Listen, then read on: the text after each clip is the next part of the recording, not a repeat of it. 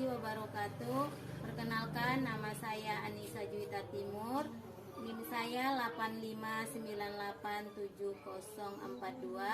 Saya dari Universitas Terbuka Medan, dari Prodi Pendidikan Guru, Pendidikan Anak Usia Dini. Di sini saya akan membahas penanganan anak berkebutuhan khusus dengan gangguan perilaku. Anak dengan gangguan perilaku itu akan ada dua yang saya bahas. Yang pertama yaitu anak penyandang ADD atau ADHD, dan yang kedua yaitu anak penyandang ODD.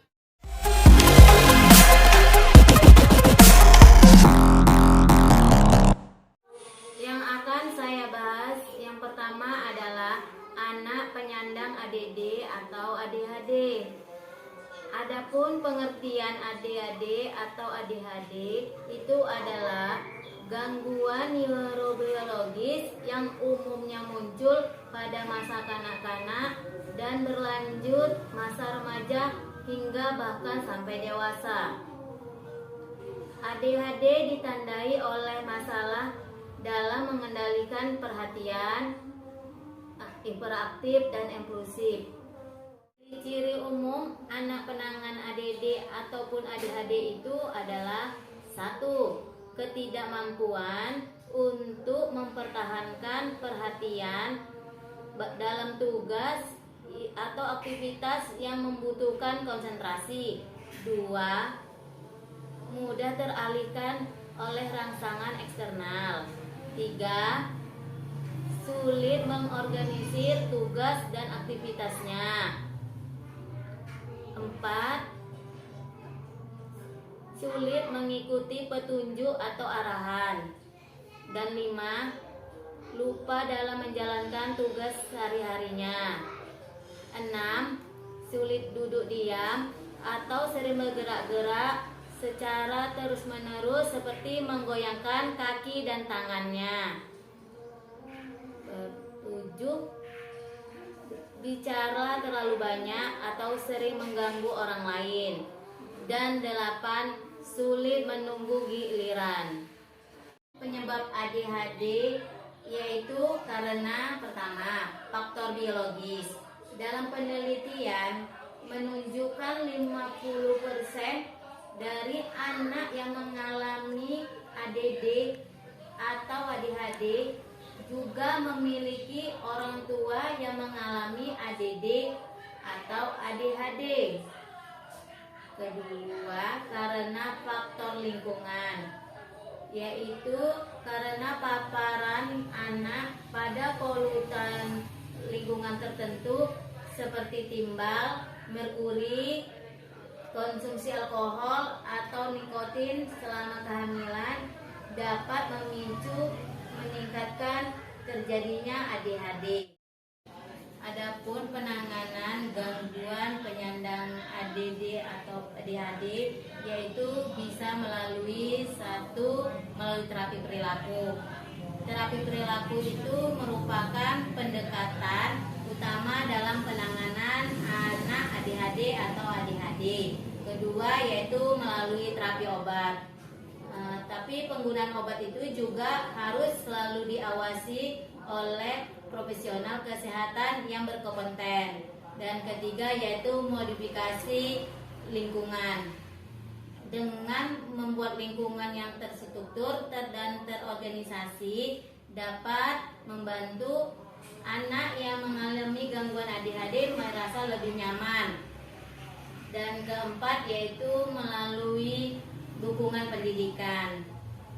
Komunikasi yang terbuka terhadap guru maupun staf-staf sekolah itu sangat penting, karena guru dapat membantu kita dengan memberikan strategi pengajaran yang disesuaikan dengan anak yang berkebutuhan khusus untuk anak gangguan ADHD.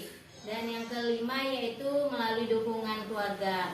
Dengan dukungan keluarga yang positif, maka anak juga akan menjadi lebih nyaman.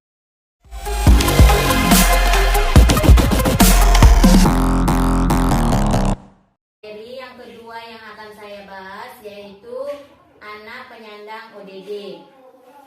Adapun pengertian ODD itu adalah gangguan perilaku yang umumnya terjadi pada masa anak-anak hingga remaja.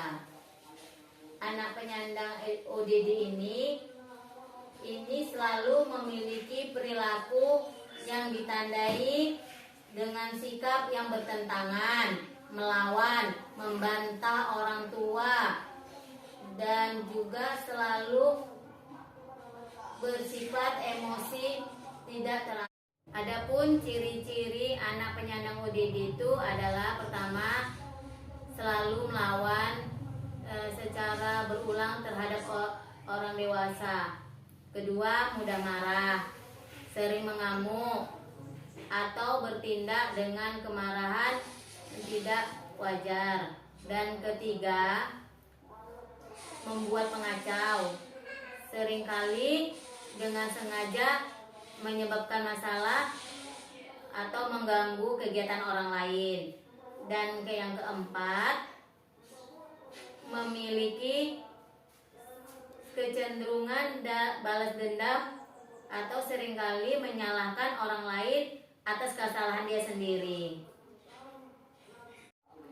Adapun penyebab gangguan ODD itu yang pertama itu karena faktor biologis, karena orang tua yang memiliki gangguan mood seperti gangguan bipolar atau depresi juga akan dapat menyebabkan anaknya mengalami gangguan ODD. Kedua yaitu karena faktor psikososial, yaitu hubungan orang tua dan anak yang buruk, penerapan pola disiplin yang buruk, kasar, atau orang tua yang suka marah akan membuat anak menjadi gangguan ODD. Dan yang ketiga yaitu karena faktor sosial, yaitu karena faktor kemiskinan atau rendahnya tingkat status ekonomi juga dapat memicu orang mengalami gangguan ODD. Penanganan gangguan perilaku ODD itu ada dua teknik yang akan kita lakukan, yaitu pertama melalui strategi penanganan untuk gangguan penyandang ODD.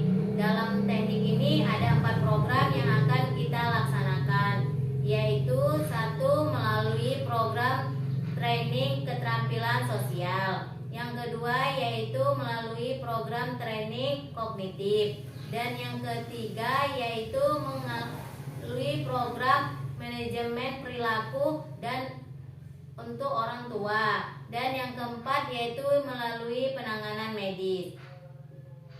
Penanganan dalam teknik yang kedua yaitu melalui teknik untuk pihak yang berkaitan dalam penanganan anak ODD ini. Karena selain melibatkan anak yang mengalami ODD, juga melibatkan kerjasama sama psikologi anak, orang tua, ataupun terapi, ataupun melalui guru. Seorang guru juga sangat penting dalam kerjasama jika anak itu dalam penanganan di sekolah, karena keberhasilan seorang anak yang mengalami gangguan ODD itu akan menjadi lebih baik jika bekerja sama semua yang terlibat kepada anak penyandang ODD. Kesimpulan dari keseluruh materi yang telah saya sampaikan yaitu pentingnya bagi orang tua untuk bekerja sama dengan pendidik dalam membentuk anak yang mengalami gangguan perilaku. Karena kita harus selalu mendukung, memahami anak yang mengalami gangguan perilaku dengan cara selalu memberikan penghargaan, pengaturan-aturan yang jelas, dan penggunaan strategi komunikasi yang efektif. Karena itu semua dapat membantu anak mengembangkan keterampilan sosial dan pengendalian diri yang lebih baik. Karena anak-anak yang mengalami gangguan perilaku itu dapat mengalami perkembangan yang positif dengan cara dukungan yang intervensi yang tepat, dengan pemahaman kesabaran kita dan perhatian kita yang tepat, maka mereka akan memiliki potensi untuk tumbuh dan berkembang secara optimal. Sampai di sini penyampaian saya. Semoga apa yang telah saya sampaikan dapat menjadi pemahaman kita semua dan bermanfaat untuk kita semua. Saya ucapkan